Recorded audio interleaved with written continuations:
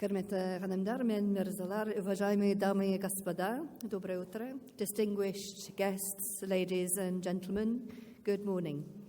I'm delighted to speak this morning on behalf of the UK at the beginning of this prestigious industry event.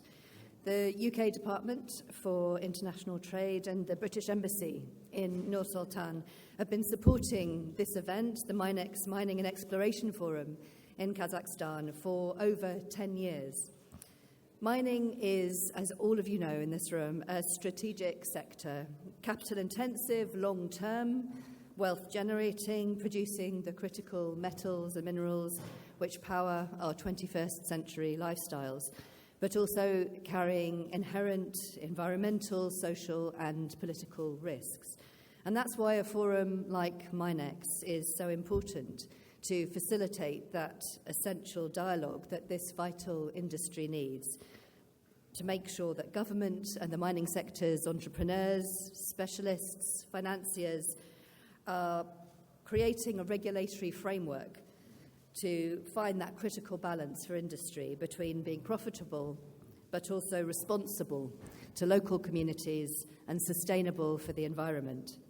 Now, the challenging times of the last over 10 years, financial crisis, reversing political and economic trends of globalization, a once-in-a-century pandemic, and now the first war of aggression in Europe in 70 years. All of this means that dialogue is even more important to ensure that this industry is able to sustainably deliver what our societies need. Now, Kazakhstan, as everyone in this room knows far better than me, has extraordinary potential in mining and metals. And these resources make Kazakhstan a market actor of global significance, but with a large share of its resources still underexplored.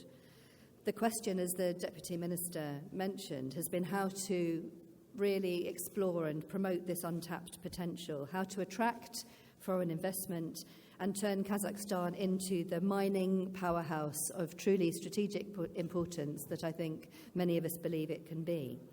So we're really delighted by the recent policy developments of the government of Kazakhstan, the action it's taken to stimulate exploration and development projects in this country. Thanks to the 2018 Mining Code, increased availability of geological data, improved exploration licensing processes, we're seeing a lot of new exploration projects, including, I'm glad to say, many UK junior mining companies such as East Star Resources, London Expertise, Pallas Resources, as well as established UK-registered companies like Rio Tinto, which has been committed to the market in Kazakhstan for quite a few years now. Now, these measures and more, and particularly I want to highlight the delivery of the long-promised online access to geological data and, crucially, predictability and stability in the tax and regulatory environment in line with global best practice. If these things can be delivered, then we can be confident that it will attract international companies and capital to exploration and development projects here. But I do want to underline, and the title of the conference does this too, that in a competitive global market for capital and at a time of heightened geopolitical risk, it's even more important that Kazakhstan demonstrates its ability to be a global leader in sustainable supply and decarbonisation. And I speak here as well as the representative of course, the COP26 presidency, and COP26 in November, held in Glasgow, made a number of really important pledges, which are hugely important for the mining sector. At COP26, we managed to get net zero pledges covering 90% of the world economy, up from 30% 2 years ago. And of course, President Tokayev, well over a year ago, had already committed Kazakhstan to net zero by 2060. Importantly, at Glasgow, 95 global banks with 43% of global banking assets committed to achieve carbon neutrality by 2050. So we all now need to make that happen. And for Kazakhstan to meet the rightly tough ESG standards demanded by international investors, it will mean building best-in-class new mines with the capability to be powered by green energy, And in other cases, it will mean the responsible closing of obsolete assets and a focus on a just transition for the people and the communities affected, particularly in the many monotowns. Now, from the Powering Past Coal Alliance to green finance solutions, the UK has decades of expertise in sustainable mining, and we're well placed to share that knowledge and experience to support Kazakhstan's challenging transition from coal to clean energy, as well as to provide the technology to manage and recycle waste in as responsible and sustainable a way as possible. Companies like Central Asia Metals have pioneered the process of extracting value from material previously seen purely as waste and investing in local communities as they do so. And later today, UK companies such as SRK Consulting and Insight Terra, suppliers of mining waste monitoring technology, will speak in greater detail about some of those other sustainable solutions.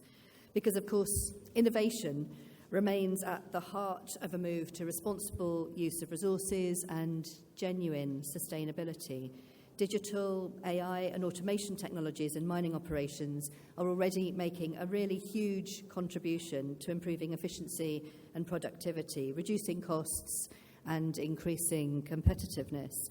Now, innovation is in the UK's DNA, and our innovative mining supply chain and world-class R&D centres offer significant potential for UK-Kazakh collaboration in areas like digital mines, automation, optimization, and big data analytics.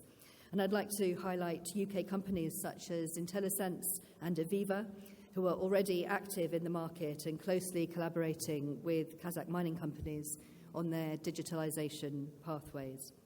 Now, I'd like to finish my remarks this morning by reflecting on the fact that this year, of course, marks the 30th anniversary of UK-Kazakhstan bilateral ties. We're celebrating 30 years of Kazakhstan's independence and sovereignty. And it's not that long ago, really, since our then Prime Minister, John Major, with great prescience in the autumn of 1991, invited a then little-known Central Asian leader to London.